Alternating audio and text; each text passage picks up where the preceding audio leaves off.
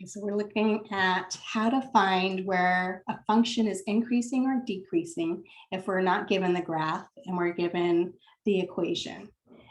So a couple things that we need to do. We know that the derivative tells us the slope, what's happening at some value of x of our function. And we know, remember, if our derivative f prime of x was less than 0 at some value of x, then the slope, it was decreasing. Again, if the derivative we found at some value of x was bigger than 0, then we knew it was increasing. And we saw when it was equal to 0, we had a constant.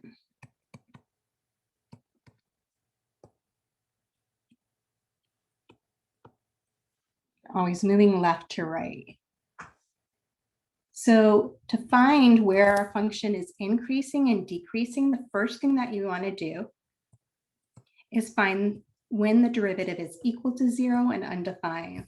So to find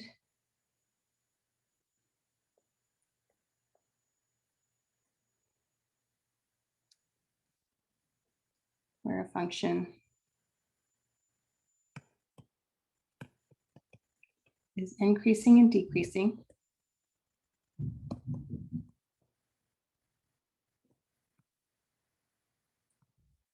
first thing that you're going to do is you're going to find where the derivative f prime of x is equal to 0. And where f prime of x is undefined.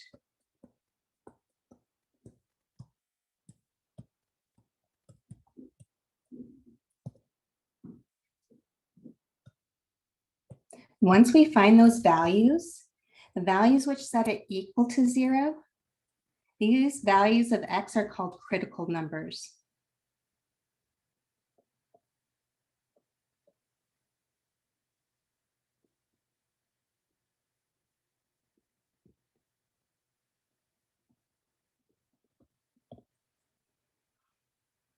So what I tend to do is I put these on a number line. Oops.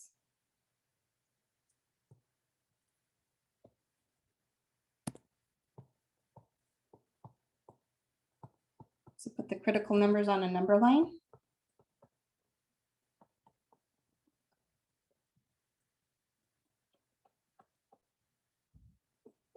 And test one number on each side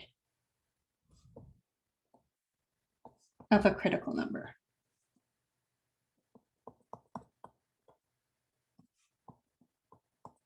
And you want to put it back into the derivative, remember, because the derivative is telling us about the slope.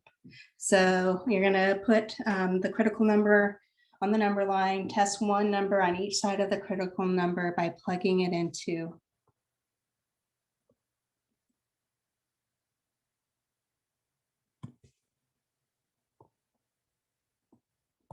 the derivative f prime of x. And so again, we're looking to see if I plug it in, if it was smaller than 0, we know it's decreasing on that interval. If I plug it in and it was bigger than 0, we know it's increasing. And if it was equal to 0, it's constant. Okay, and then find values where it's increasing, decreasing, and constant.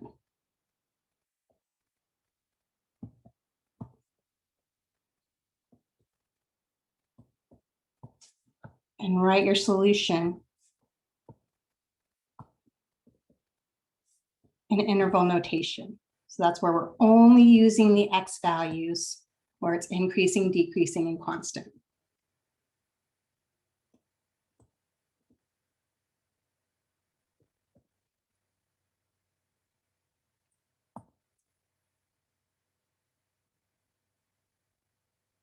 Okay, so let's look at an example.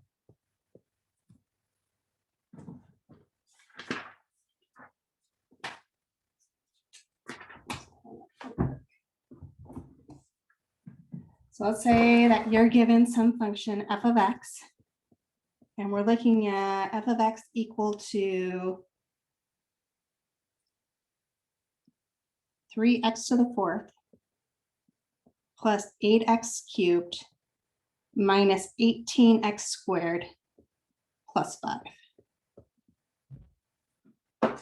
And we want to find the intervals where this is increasing, decreasing.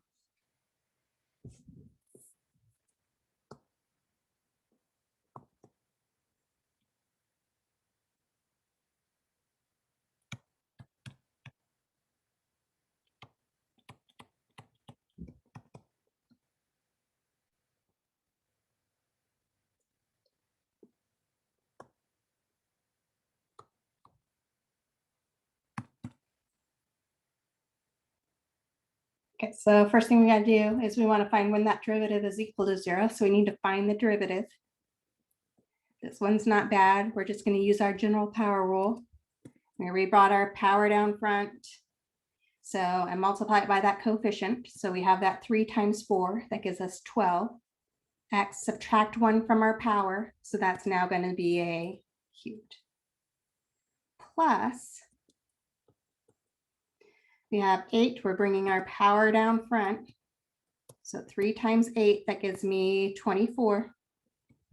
X, subtract 1 from our power, it's now squared. Minus, I have an 18, bring my power down front, 2 times 18, so that gives me 36. X, and subtract 1 from my power, it's just going to be 1. And then the derivative of the constant 5 was 0.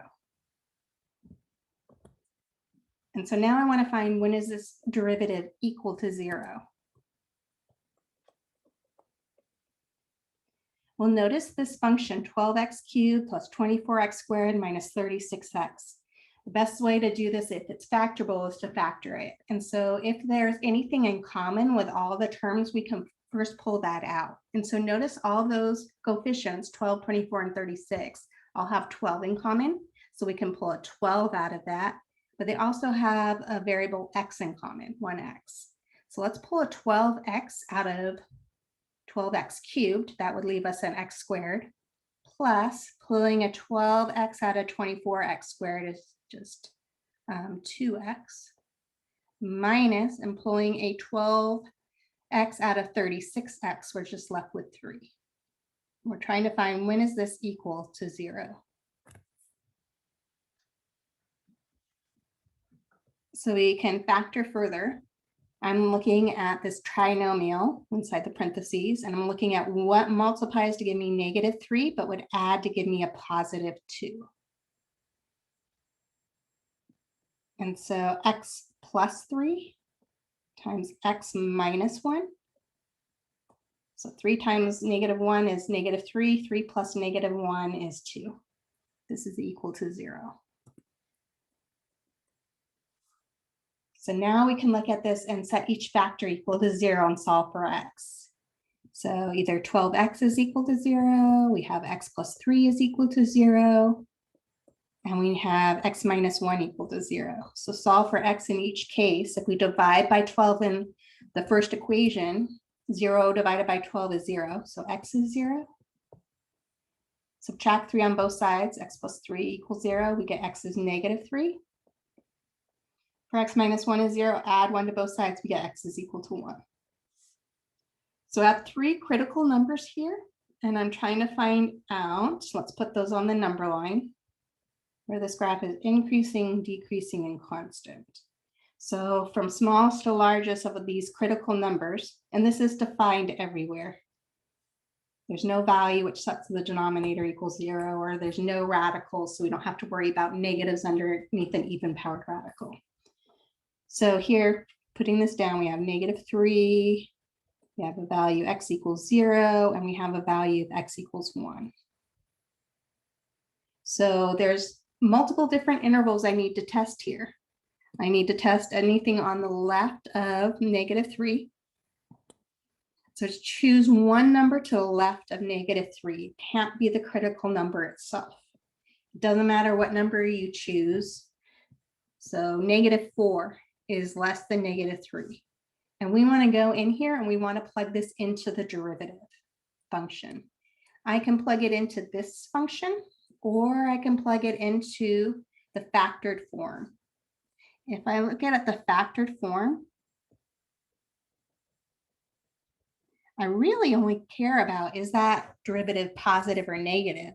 So I really don't care what that value is at x equals -4. I just care, is that sign going to be positive or negative? So this could be faster, maybe it's not.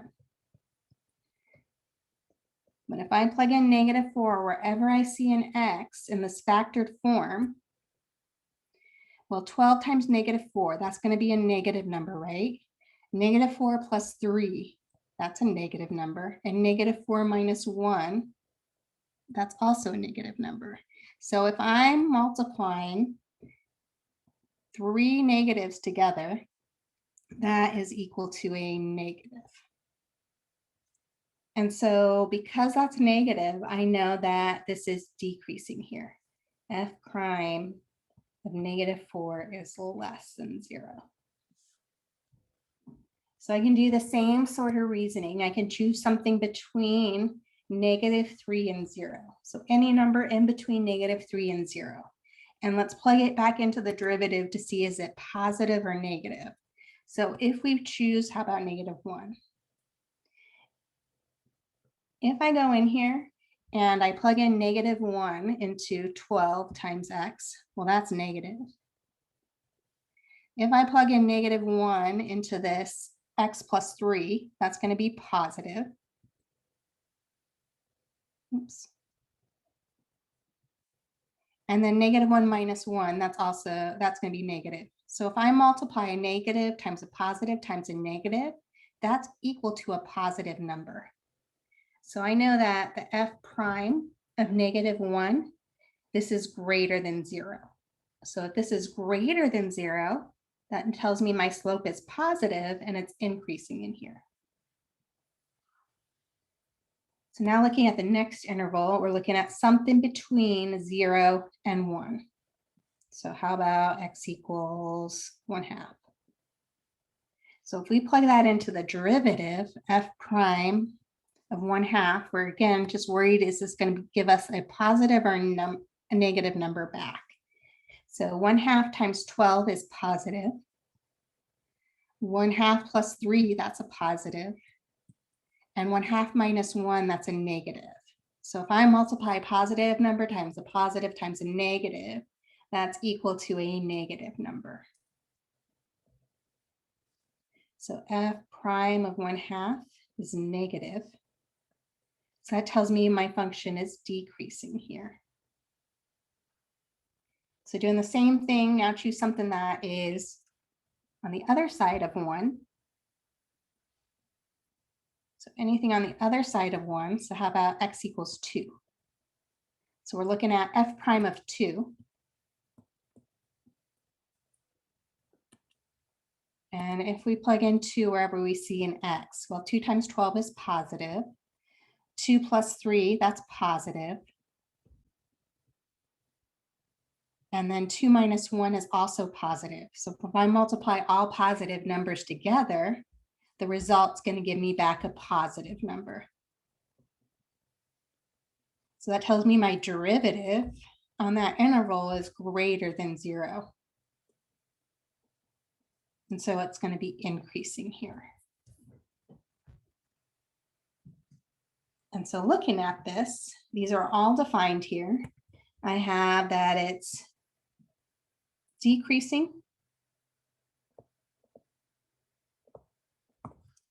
Well, just looking at my intervals that I have now on this sign chart, I'm decreasing from -infinity until I hit -3.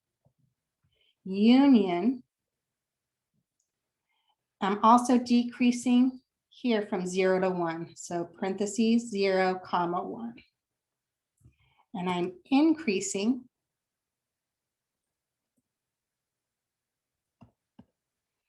So I'm increasing between -3 and 0. Union, and I'm also increasing from 1 to infinity.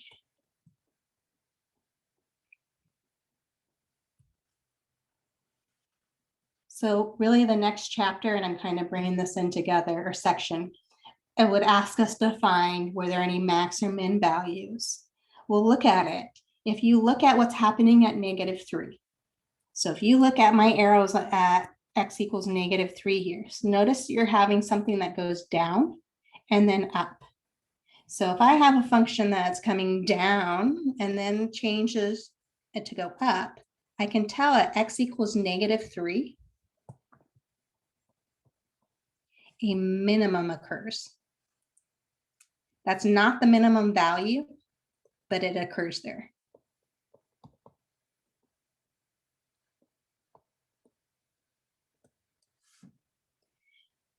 I can also see, let's just look at another minimum value. So from 0 to 1, I'm going down. And then from 1 to infinity, I'm going up. And so again, I can see going down and up at x equals 1. We also have a min. A min occurs.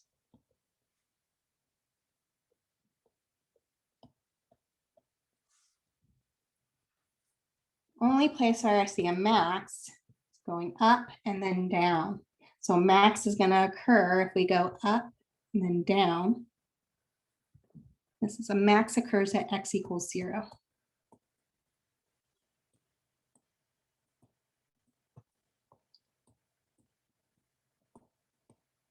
To get those minimum or maximum values, you have to plug it back into the original function. So it's the y value, it's that point, the y value of the point of the original function. And so we had this f of x equals 3x to the 4th plus 8x cubed minus 18 x squared plus 5. I don't know why my pen's not working. There we go. So look at our min values. We have to look at what is f of -3. So we'd have to go into this function wherever we see an x, we're going to replace it with -3. So we have 3, I see an x, put a parentheses to the 4th, plus 8, I see an x. So parentheses cubed minus 18, I see an x, parentheses squared plus 5. I'm going to have to do this 3 times.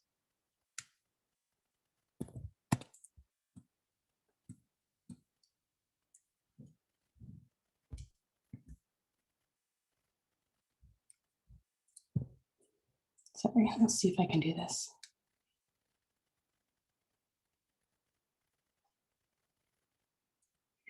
Okay, forget it. I was trying to do something faster, but it's not going to be faster. So let's plug in our -3. So doing that, we get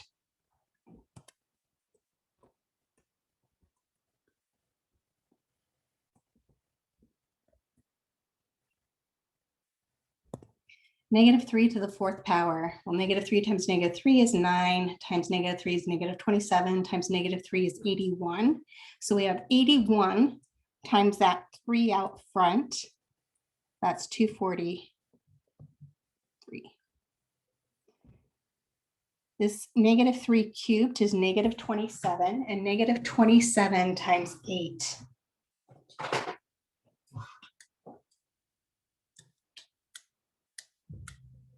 Oops, I had my answer in there, -27 times 8. So that's -216.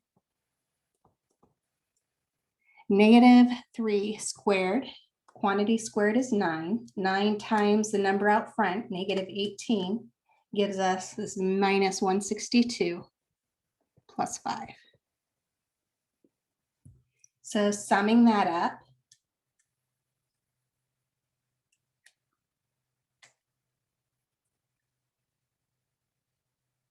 I get back a -130.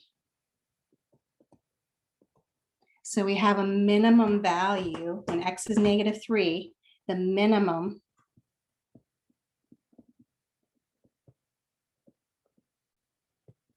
is -130. 130. So I'll do the same exact thing at the other value. So plugging in 1 wherever you saw an X. So that'd be 3 all times 1 to the 4th plus 8 all times 1 cubed minus 18 all times 1 squared plus 5.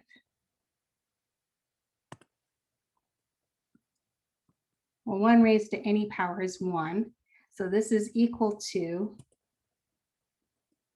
3 plus 8, which is 11. 11 minus 18.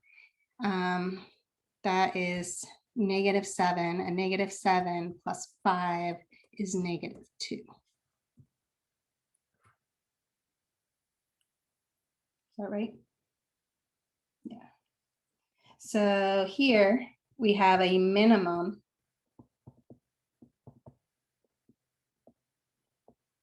of -2. And to find the max, all we have to do is plug in 0 wherever we see an X. That one's going to be pretty fast. Well, any variable 0 to any power is 0 times the coefficient is 0. So really all we're going to get back is our constant, which is 5. So here we have a max value of 5.